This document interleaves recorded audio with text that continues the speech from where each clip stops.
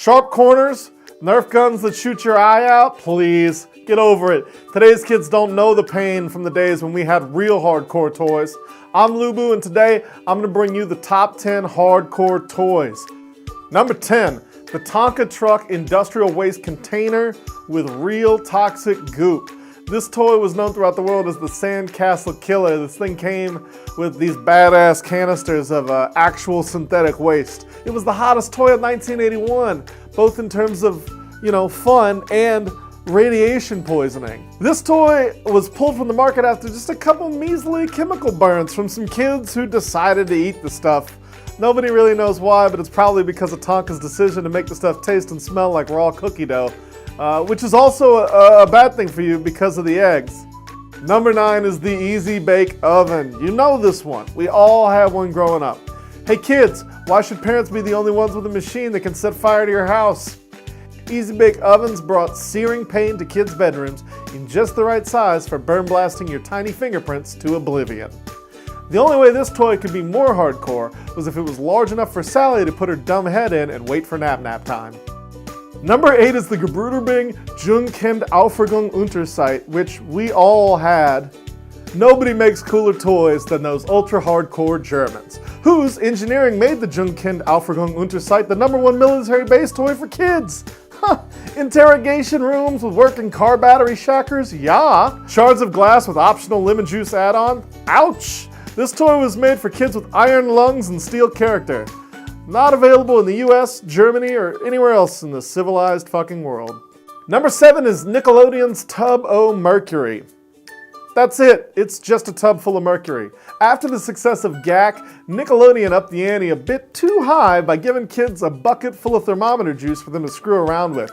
They promoted this stuff briefly on a revival of You Can't Do That on Television, but they had to pull the promotion when everyone died immediately. Number 6 is Mattel's My First Wood Chipper. Who's got one hand and loved his wood chipper toy? This guy! My First is a primo wood chipper toy for boys and girls alike that want to grow up to be wood chipper guys. Stuff your sister's Barbie with a ketchup packet in and recreate that scene from Fargo, like all the kids are doing these days. The My First wood chipper came with 2 speeds, puree and learn to masturbate left-handed. Number 5 is the Snack Time Cabbage Patch Kid. How much do you love your doll? Fine, but do you really love it? You do? Well, what are you willing to sacrifice? Because love is about sacrifice. You know that, don't you? If your Cabbage Patch Kid was born wrong, born with, say, a hunger for human hair, are you gonna leave it to starve or step up to the plate? Stifle those tears, kiddo. This is parenting. This is what you're doing to your mother's heart. Number 4, the American Flyer Home Surgeon Kit. Sometimes the market dictates the product. After these other toys took your friends apart, you could always turn to the American Flyer Home Surgeon Kit to put them back together again. The kit teaches kids about basic home skills like field dressing a sucking chest wound. It came with everything you need for a little home surgery, like gauze, antiseptics, and anesthesia that work on both people and your household pet. Unfortunately, it didn't come with malpractice insurance. Have fun in court, kids! Number 3, My Little Bastard Sword. A real bastard sword made especially for the littlest hands, this toy was quickly discontinued after its debut in 1993 for obvious reasons. That's right, you can't say bastard at Toys R Us, because some of those kids are. Number 2 is Stan Lee Presents Ultra Spestos. Stan Lee went through some weird new attempts at superheroes in the 90s, but a hero with the power of asbestos? Yeah, that was going nowhere. Hardcore kids worked tirelessly to collect the whole set before they were discontinued, including Ultra Spestos' sidekick Lead Paint Boy and his arch nemesis, the EPA. Number 1, the life-size anatomically correct Brian doll.